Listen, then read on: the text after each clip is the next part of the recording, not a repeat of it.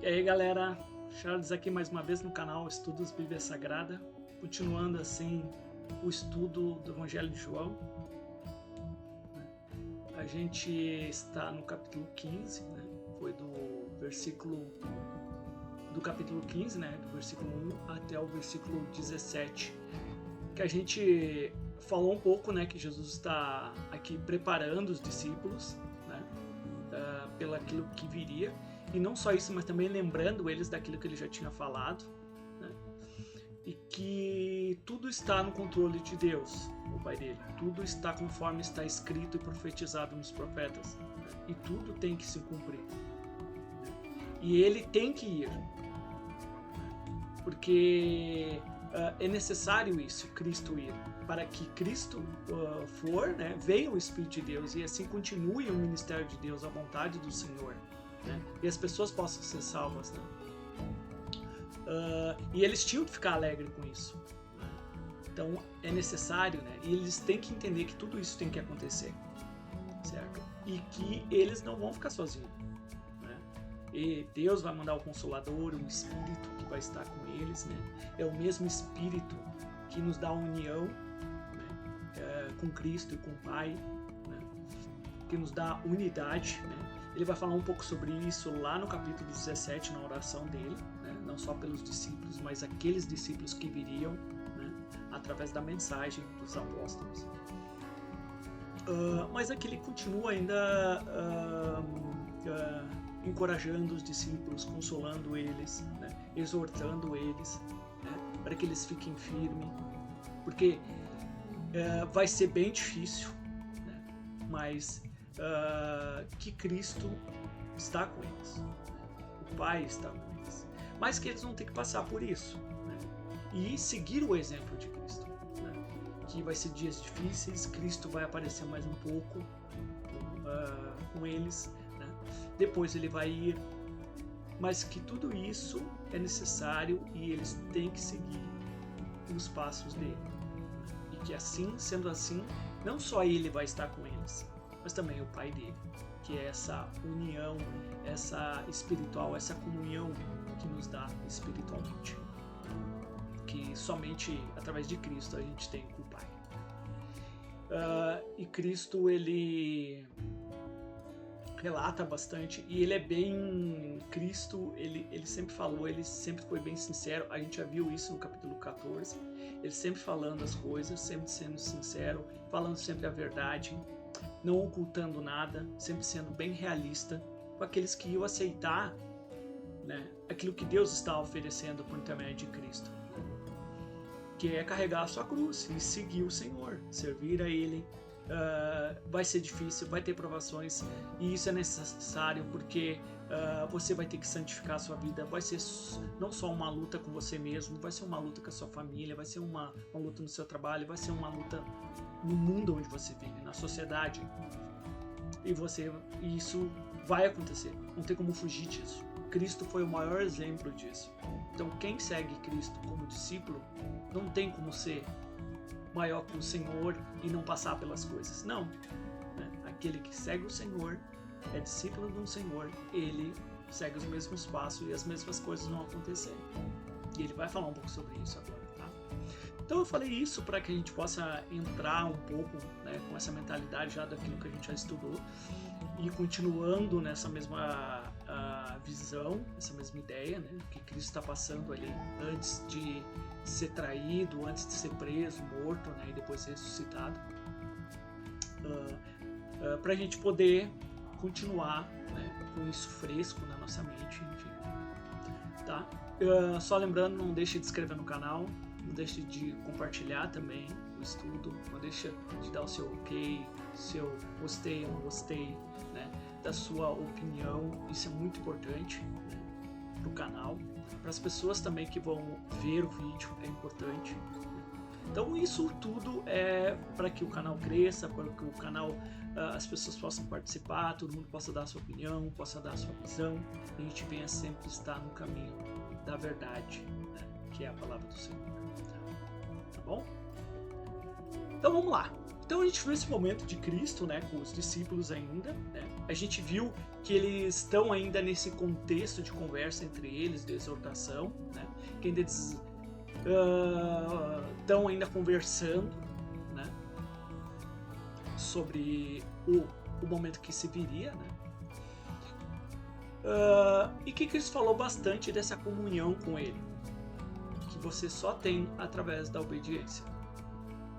Isso mostra que você ama o Senhor, ama a Deus, certo? E consequentemente você vai ser um reflexo de Cristo na sua vida. Então as mesmas coisas que Cristo fez, as mesmas coisas que Cristo passou, as mesmas coisas que aconteceram com Cristo vai acontecer com você. Isso é inevitável, isso, certo? Então ele vai falando, este é o mandamento que eu dou, que sempre falou, ame uns aos outros. E é legal porque Cristo está falando num contexto entre eles, porque vai ser difícil, eles vão depender uns dos outros. Se você vai ser odiado, quem que vai estar do seu lado? Claro, vai ter Deus, vai ter, enfim, né, o nosso rei, né, vai ter o Espírito do Senhor. Mas quem? Se não é os seus irmãos, né, que vão estar ali para te ajudar, te acudir, te ajudar financeiramente, te ajudar, te auxiliando materialmente. E isso a gente consegue ver isso depois no livro Atos dos Apóstolos, né? Barnabé vendendo as coisas dele para ajudar os irmãos. A gente vê esse amor ao próximo entre eles. Agora, tinha pessoas carnais ali? Tinha pecados? Tinha. Mas era o início da congregação, era o início de uma mudança, né? E a gente vê isso bastante no livro de Atos, tá? Então Cristo vai falar, se o mundo vos odeia, então não fica maravilhado com isso, certo? Se o mundo vos odeia, porque eles odiaram primeiro a Ele. Então, se odiar a Cristo e você segue os mesmos passos de Cristo, consequentemente você vai ser odiado pelo mundo. Isso é um fato, isso, né? Então, se você é cristão e o mundo te ama, tem alguma coisa errada com isso, certo? Agora, se o mundo te odeia, certo? Aí você está caminhando no caminho certo, certo? Então é isso que Cristo ele dá. E literalmente aconteceu isso com Cristo, certo? O mundo que Cristo está falando, porque Cristo ele não viveu em todos os países ali do qual ele veio, porque ele veio só para Israel. Então ele conviveu ali em Israel, em Judá, em Israel, Samaria. Ele não foi para os outros lugares, porque a missão dele era ir para os judeus. Depois, sim, daí Paulo foi para os outros lugares, enfim. Mas ele tinha um ponto específico, certo? Então, esse mundo que ele está dizendo, realmente, por enquanto, realmente ali, dessa exortação que ele está falando para os discípulos, é o contexto deles, certo? Então, e o que aconteceu com Cristo nesse contexto? Ele foi... eles queriam apedrejar ele, eles queriam matar ele, eles queriam prender ele.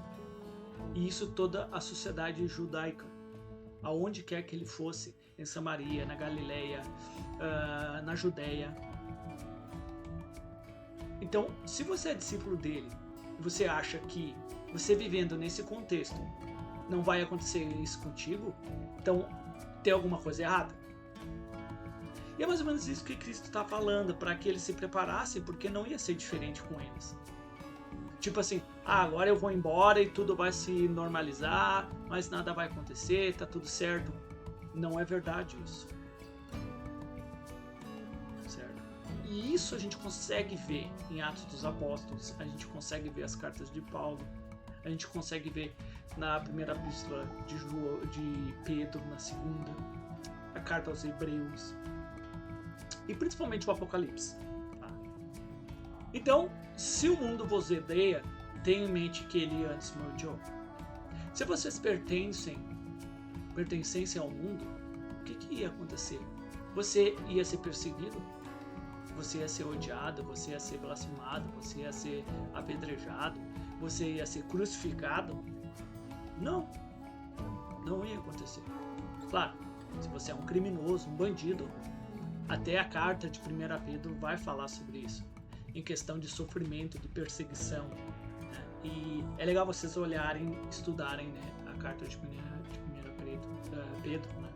Fala bastante sobre questão de perseguição.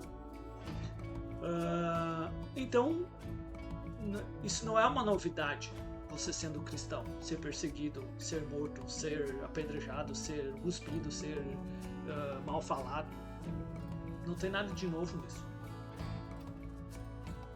Desde que seja você sendo um cristão. Então, se vocês pertencem ao mundo, ele ia vos amar como se fosse dele. Todavia, vocês não são do mundo.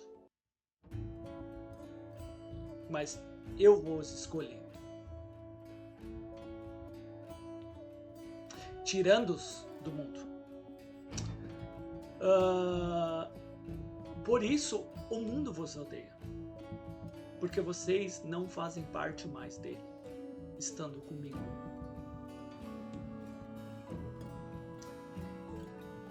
Lembre-se das palavras que eu disse. E é interessante o que ele... Então Cristo está lembrando uma coisa que Cristo já falou para eles. Mas ele está lembrando isso pro contexto que eles estão e do que se viria. Né? E ele vai falar: nenhum escravo é maior que o seu senhor. Se me perseguiram, também vos perseguirão. Se obedecerem a minha palavra, também obedecerão a vossa. Por quê? É legal isso. E isso é profundo. Por quê? Porque não é você que está vivendo mais. Não é mais a sua palavra. O que você está vivendo é Cristo. O que você está pregando é a palavra de Cristo. Então, é Cristo que está sendo ali perseguido, Cristo que está sendo rejeitado pela palavra dele, não é você. Você não mais existe.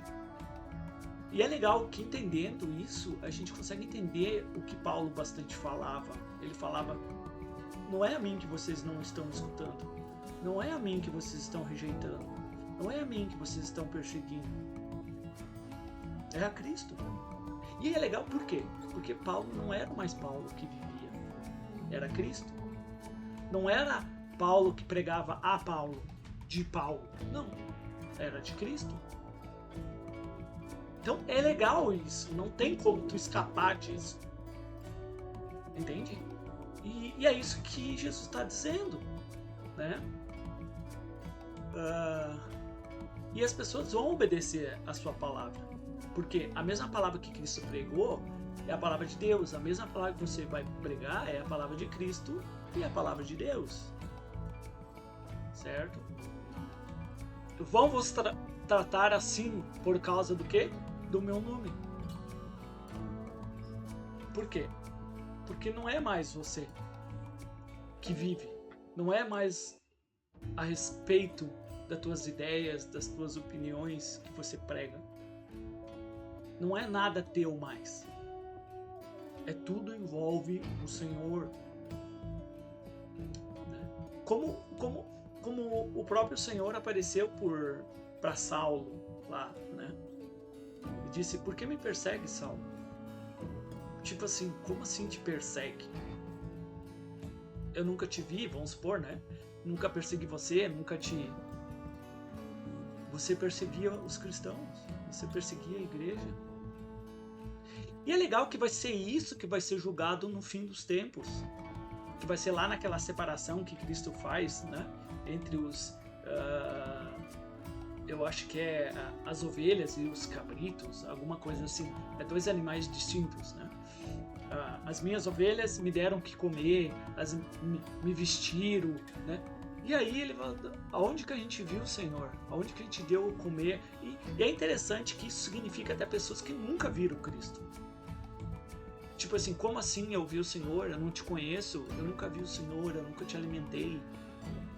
Mas Cristo vai falar: a todos esses que fazem parte do meu corpo, você está fazendo para mim. Por quê? Porque é o corpo de Cristo, é para Ele. E aí Ele olha para aqueles que nada fizeram e fala: vocês não me deram o que comer, vocês não foram me visitar. Eles, mas aonde, Senhor, que você estava? E Ele vai falar: a um destes dos irmãos de vocês que vocês não foram fazer, você não é a eles, é a mim que vocês estão fazendo. Então é interessante que vai ter uma carta, eu não me lembro se é 1 Coríntios, 2 Coríntios, eu acho que é 2 Coríntios. Paulo vai falar que a gente não vê mais a gente como a gente é, a gente não vê mais Cristo como ele era. E isso é interessante. Por quê? Porque muitas pessoas, como irmãos, você trata irmão como se fosse, o irmão tal, o irmão é aquilo, tá, mas ele é Cristo? Então tudo que você está fazendo para ele, você está fazendo para Cristo. Entenda isso. Então, pode ser que se tu tivesse essa visão, seria muito mais... você ia se sentir muito mais... como é que se diz? Com medo, né, de não fazer. Mas como é o irmão, é ele, então não tem problema. Como assim? Entendeu? Pois não conhecem aquele que me enviou. E realmente, se eles não reconhecem Deus, se eles não conhecem Deus, tipo os judeus, eles se diziam conhecer Deus, mas não conheciam Deus, eles não conheciam Deus, o Deus verdadeiro mesmo. Eles tinham ali a lei de Moisés, eles tinham tudo, o Talmud, eles tinham tudo aquilo ali, os profetas. Alguns eles rejeitavam, né? Como os saduceus, eles só ficavam com o Antigo Testamento ali, os primeiros 5 livros da lei, até porque eles não acreditavam em ressurreição. E é legal que Cristo ele chama uma escritura ali dos 5 livros da lei para mostrar para eles que existe ressurreição, que fala, acho que sobre Abraão, se eu não me engano. Como pode Deus ser Deus dos mortos? É um Deus de Abraão? Então, se Deus não é um Deus dos mortos, como assim Abraão? Então isso quer dizer que Abraão morreu fisicamente, mas ele está vivo, certo? Então é interessante isso, abordar, pensar, refletir sobre isso. E os judeus, realmente os líderes religiosos, né, eles não conheciam Deus, porque se tivessem realmente conhecido ele verdadeiramente, essa intimidade com Deus, instruído por ele, né, como o testemunho que ele dá no Antigo Testamento do filho dele, eles consequentemente teriam conhecido o Deus verdadeiro, e quando viesse o filho dele, eles teriam aceitado o filho dele. Mas como eles não conheciam o pai dele, como é que tu vai conhecer o filho dele? Entende? Então eles não conhecem aquele que me enviou. Se eu não tivesse vindo e vos falado, não seriam culpados de pecado. E é legal que é verdade isso. E Cristo está falando isso, certo? Cristo está falando em relação a Ele, daquilo que Ele trouxe, porque eles estão rejeitando isso, certo? Então Cristo está dizendo que eles são culpados daquilo que Cristo veio e falou para eles, e eles rejeitaram. Então ele está falando disso. E Cristo também ele vai falar depois em relação a não só aquilo que ele falou, mas aquilo que ele fez, os milagres, né? As provas que ele deu ser o Messias. Então, não só aquilo que ele falou, aquilo que ele fez demonstravam a verdade, e eles rejeitaram, e essa verdade vinha de Deus. E ele vai falar sobre isso. Vindo-vos falado, não seriam culpados de pecado. Agora, contudo, eles não têm desculpa para o seu pecado. Aquele que me odeia também odeia o meu Pai, porque foi meu Pai que enviou. O testemunho dele do Antigo Testamento que dá de mim é dele. Aquilo que eu vim trazer, que eu falei, não é minha, é dele. Então vocês me rejeitando, vocês não estão só me rejeitando, estão rejeitando quem me enviou. Se eu não tivesse realizado no meio deles obras que nenhum mais fez, e é legal que ele fala aqui, ó, no meio deles, mas deles quem? Ele vai falar lá, se eu não tivesse vindo e vos falado, vos quem? No meio deles quem? De quem que Cristo está falando? Está falando dos judeus, dos líderes religiosos, naquele contexto deles, do qual Cristo participou e está sendo perseguido e vai ser morto e preso por isso. Agora, contudo, eles não têm desculpa, ok?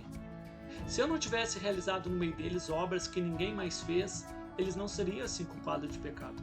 Mas como ele fez, ele vai dizer, mas agora eles os viram e assim mesmo me odiaram, a mim e a meu pai. E é legal que Cristo ele sempre cita as Escrituras, porque todo o contexto que Cristo está participando e está realizando é a obra de Deus. E ele cita esse trecho que é Salmo 35, 19. Isso, e acho que Salmo 69, 4. Acho que é nesse contexto de Salmos.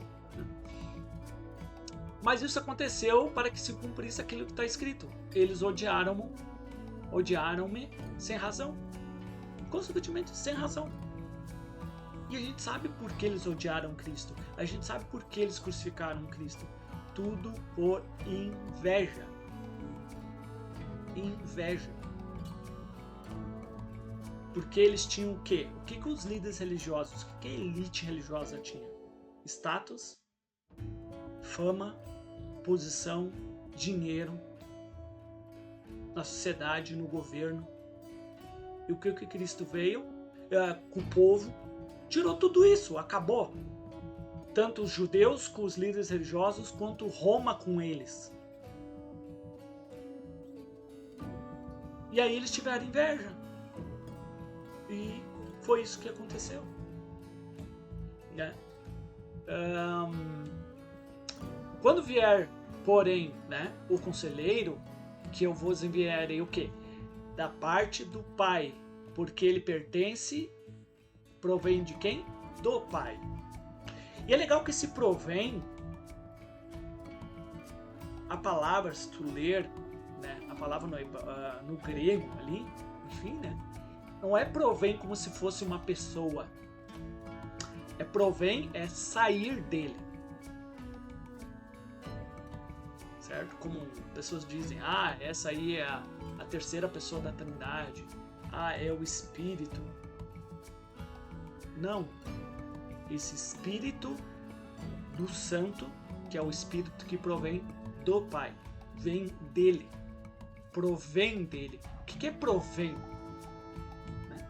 Que saiu dele. É dele, ele dá. O Espírito Santo que veio dos profetas vem de quem? O Espírito que estava em Moisés, quando Moisés estava com o povo lá, ele estava cansado, estava muita gente, era muito trabalho para ele. Né? E o que Deus fez? Deus tirou o Espírito de Moisés e deu para as outras pessoas. Tá, mas como assim tem vários Espíritos? Como assim tem vários Espíritos Santos? Porque lá no trecho diz que Deus deu do Espírito de Moisés para as outras pessoas. Entende isso? Então, é um Espírito de Deus que ele dá a quem ele quer. Não é um Espírito só. Beleza? Quando vier o conselheiro, que eu vos enviarei da parte do Pai, o Espírito da verdade. Existem muitos espíritos. E isso aí, lá na epístola de João, ele vai falar sobre como lidar com isso. Que esses falsos mestres, esses profetas, né, que profetizavam e falavam para te saber qual é o espírito da verdade, né? Esse espírito que o Pai vai mandar é a verdade. Por quê? Porque ele vai falar daquilo que eu já falei e vai falar coisas que ainda precisam ser faladas, mas que tudo está em comunhão. não só com aquilo que eu já falei, não só com o Antigo Testamento, mas com aquilo que ele vai falar, vai estar tudo em harmonia, porque procede do Pai. Tá? Ele testemunhará sobre mim, e vocês também testemunharão. Por quê? Porque vocês estão comigo desde o princípio. Porque se não fosse assim, vocês não estariam mais aqui. Então, isso demonstra que vocês têm o trabalho de vocês têm que continuar. Eles vão continuar o trabalho do Senhor como ministros. Como hoje os cristãos, passando a verdade, o Evangelho, são ministros do Senhor, fazendo o trabalho de Cristo. Então isso é mais um momento que Cristo ele pega e aborda, né? Encoraja, dá instruções. Isso a gente vai ver ainda no capítulo 16, depois a gente vai ver a oração dele no 17, e aí no 18 vai começar assim, ele ser preso lá no Getsemane, né? Depois ir pro julgamento dele, enfim, depois perante Pilatos, a crucificação dele, a morte dele e a ressurreição dele. Tá bom? Eu só queria ler um outro trecho também, que é lá em Atos, que é legal, que fala um pouco esse tempo que Jesus passou um pouco com eles depois que ele foi ressuscitado. Que foi, depois do seu sofrimento, Jesus se apresentou a eles e deu-lhes muitas provas indiscutíveis de que estava vivo. Apareceu-lhes por um período de 40 dias, falando-lhes acerca do reino de Deus.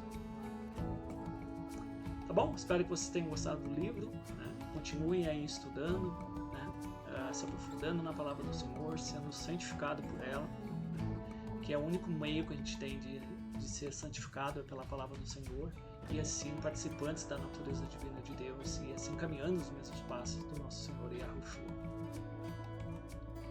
Tá bom? E assim servindo nossos irmãos, amando a eles, encorajando eles, né? Sendo luz nesse mundo, e esperando até o dia que o Senhor nos chamar, ou até a volta do nosso Salvador, nosso Rei. Tá bom? Um abraço, fiquem com Deus, Deus abençoe os estudos de vocês e proteja, né, vocês das garras do maligno. Um abraço, valeu!